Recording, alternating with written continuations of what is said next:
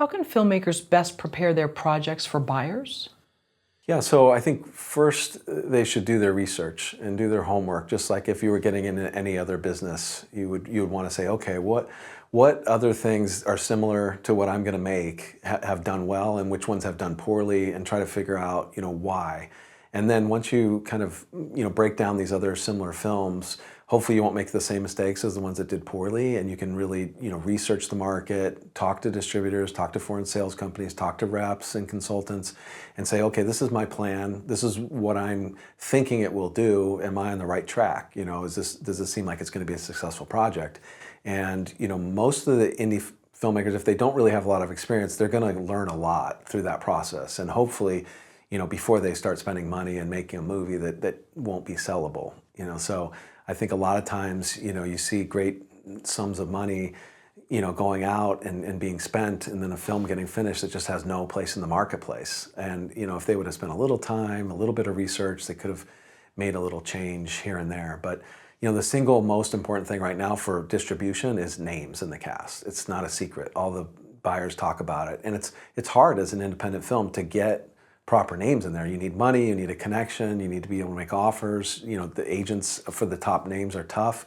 There's certain names that everybody's trying to get. So it's a hard road, but it's worth the payoff. If you spend time, talking to agents and managers and, trying to work people that have personal connections, it's so worth it to get that cast in there, because it makes a huge difference when it's done.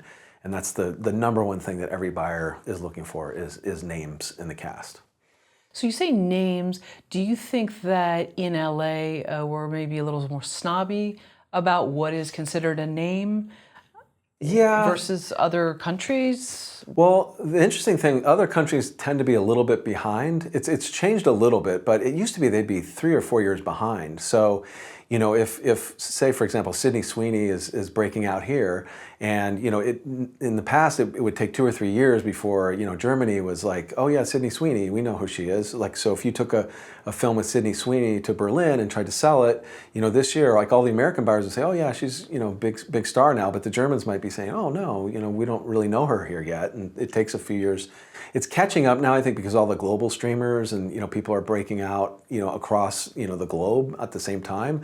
But there still is a lag. So a lot of successful shows here, especially if they're on a network show, it takes a little time for them to be a success overseas. So a show that's on Lifetime or something here that doesn't have an automatic international premiere is running on different networks. It might be a season or two behind before it. So if you have a breakout star from one of those shows, they might not be a name internationally. So you have to do your homework. In the United States, people look at names and differently than the international buyers do, and sometimes buyers that were really big 20 years ago here are still big internationally, even though here people would say, they're a little past their prime, but they might still mean a lot. So you only get that like research when you're putting your project together, is if you talk to the foreign sales companies and the domestic distributors and the reps and say, hey, this is my cast, like, what do you think? Like, these are the 6 people we're thinking of for this role, like, who do you like? And most of the reps and salespeople I know will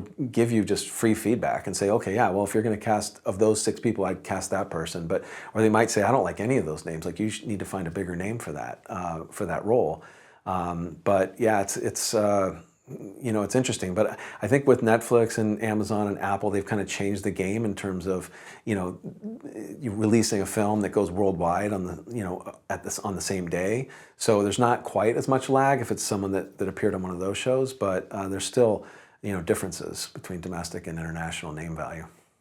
And then are there some films that international you pass on certain territories because maybe it's not violence, but there's a pairing of a couple that won't fly in another culture, and it would be incredibly offensive?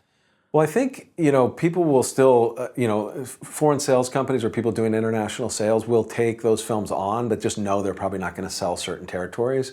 And I think the buyers of those films, they'll just say, oh, it has that kind of relationship, we're not going to buy that. But it's not, it doesn't mean you won't sell other territories. It just means that you're probably not going to sell a couple of territories because of certain themes or different things that you have in your film.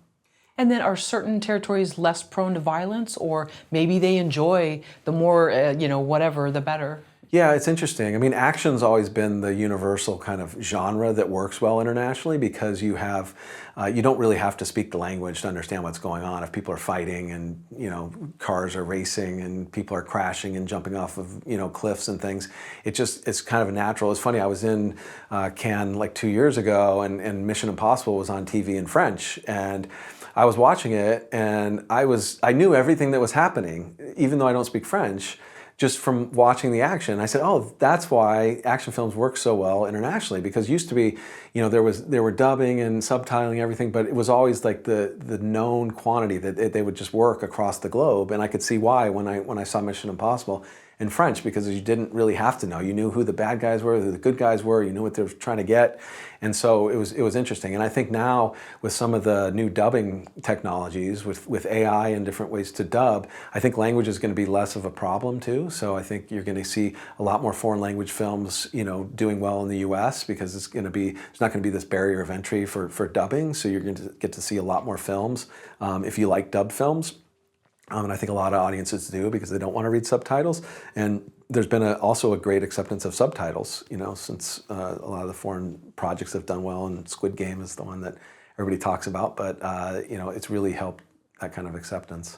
Right, yeah, I like subtitles, but I have watched some that are dubbed that have been on Netflix, and it is interesting to kind of see. It's maybe a little annoying with the mouth, but it works. Yeah. I think eventually it'll be a filter, on your TV, and it'll be, whatever language it is, and you click a filter and it'll sync the lips and the voices, and it'll just dub it into whatever your language preference is. Is filmmaking a gamble?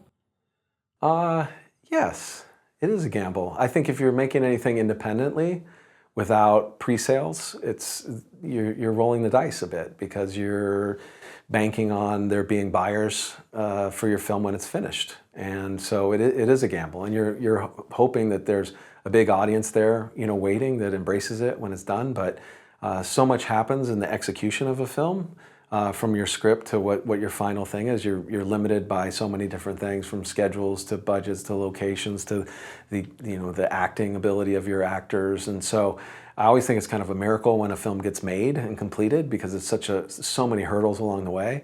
But yeah, when you start out, you're like taking this journey, and you're like, loading up the ships and getting ready to go, and you're not really sure what's over the horizon.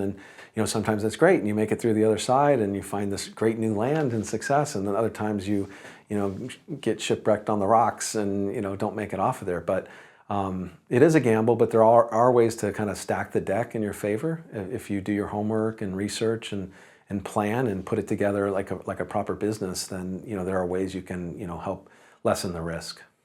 And so, are there some people that they're just better equipped to handle the sort of the not knowing the outcome, even if you're going to do your best planning and come in and have somebody scrutinize your treatment and to sell to foreign territories, and there's just no guarantee? Are there some people that are just better able to handle that risk and the fact that it could be a big loss that they're dealing with for years? Well, the obvious thing is, wealthy people, because I always used to say, producing is a rich man's game or a rich person's game, because it takes money. It takes a lot of money to make a film. And so, if you come from money or you have access to a lot of money, you can afford to, take risks. And I think, the toughest risk you take is when you make one film. It's like making one bet on a roulette wheel.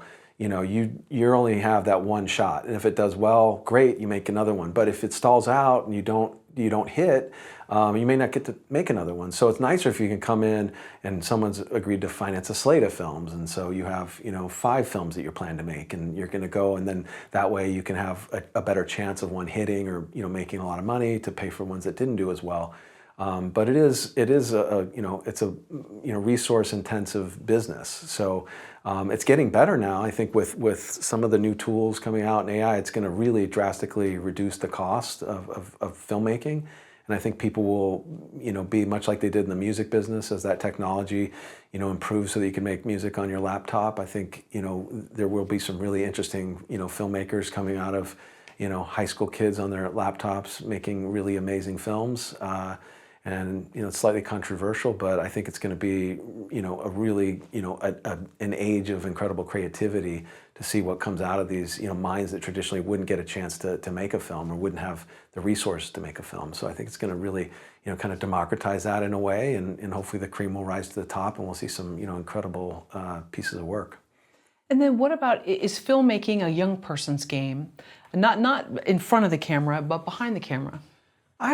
I don't necessarily think that. I think, there's by the time you get, if you've worked in the business for a long time and, you build up so much experience, I mean, they're super valuable. So I think a lot of film crews with even older crew people, they've just seen so much. They know how to solve problems just instantly. They've seen everything. So I think it's great to have a balance, on a crew. And I think, obviously there's some stamina issues, because if you're on a grueling film shoot, being young and full of energy and healthy, helps. But I also think that, you need a mixture. I think, it's like a team, a baseball team. You have people who do different things well, and then all together you come to this team, and you have some like really experienced people who know how to put out fires and solve problems, and they've seen everything, so they're not fazed by it. And I think it's also, the older crew people usually have calmer heads because they've seen it all. So the young filmmaker thinks their life is ruined, and everything's going down the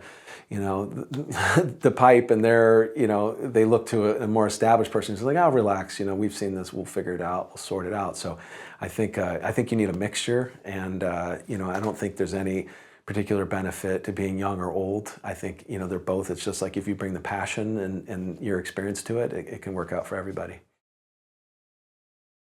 Thank you for watching the video all the way to the end. Here is a complimentary question from our book Story Questions.